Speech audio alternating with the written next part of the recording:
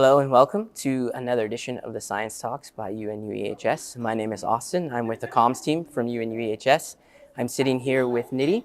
She is the head of climate, nature, and health at our sister institute, UNU-CRIS. And today we'll be talking about AI, climate, and health. So Nidhi, my first question for you would be, what is a climate related, a climate and health related crisis? Well, thanks for asking this, and thanks for having me on the show. I would put it in a simple format. The climate health nexus is quite widespread. Look at events related to climate like floods, droughts, wildfires, cyclones. These all have direct and indirect health impacts, physical health impacts, but also mental health impacts. Overall, the psychosocial well-being of communities who are exposed to these climate crisis events is compromised. As you see, the World Health definition of health, WHO definition of health clearly states that a person should have good physical health, mental health, and psychosocial well-being to be able to perform his duty as a active citizen. So climate crisis in different parts of the world, not just in global north, but also in global south, has impacted the ability of citizens to perform their daily duties, their social contract, sometimes their livelihoods, their income generation abilities, and psychosocial well-being. When it's compromised, you're not able to function as an active citizen, which is something that we are looking at UNU. And one of the projects that we looked into this nexus, into investigating and exploring perceptions of people and how they feel after experiencing a climate crisis event like floods. The European floods of 2021 is not a distant memory. No. Of course, the response and recovery took care of people to rebuild, insurance was there to support them financially. But the trauma that they have experienced in seeing their grandmother house turned into a rubble or their friend losing a life will stay with them for a long time. It will both impact their personal life, but also their professional capabilities. Yes. No, I think that hits at the crux of this issue is that, climate related events, they have, obviously they have physical impacts on infrastructure, and those are perhaps the things we most see in the news or in the media, but it's those impacts to our own health and well-being that are lesser seen, but have a very widespread impact. So your research on that front, I think, is very fascinating.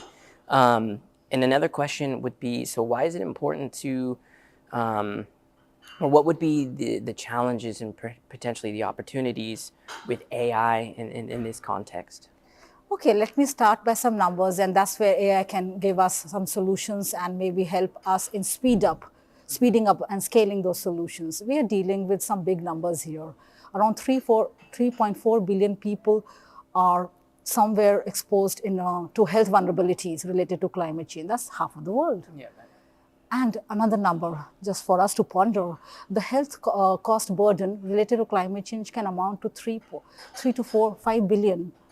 So these are big numbers that we are dealing with. A lot of burden on communities, especially vulnerable states who have less financial, technical, and human capacity to take care of these exacerbated burdens coming from health burdens coming from climate crisis. Now, AI in the room.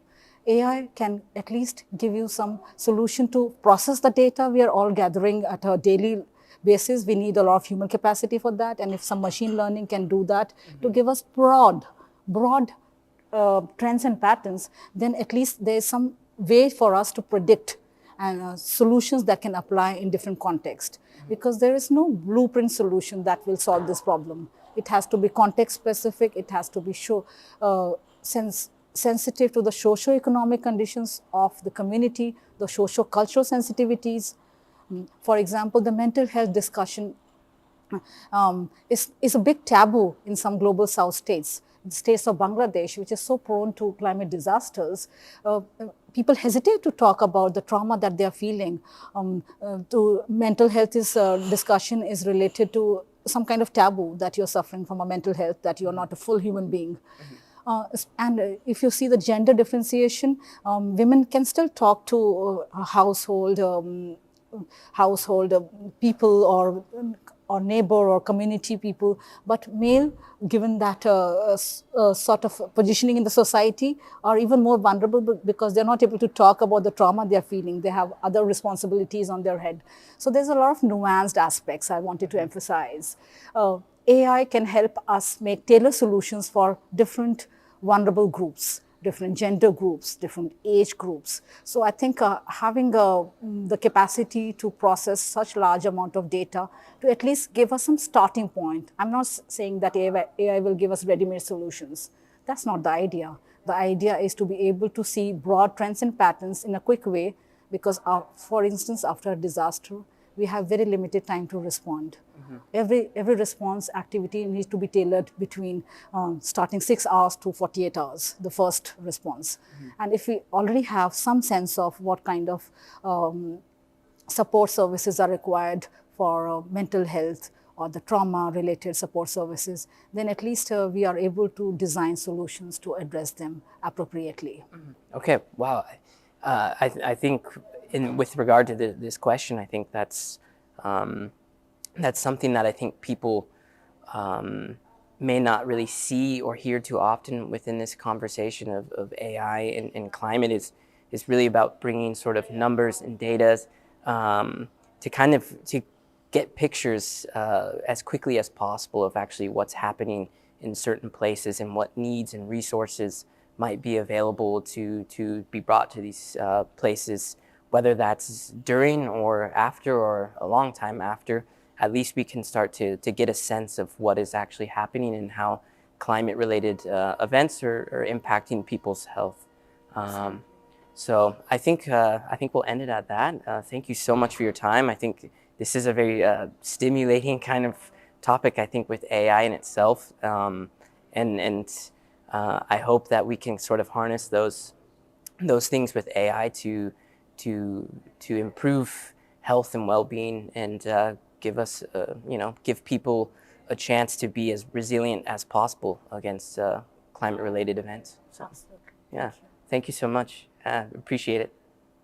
And we look forward to bringing more science talks to you.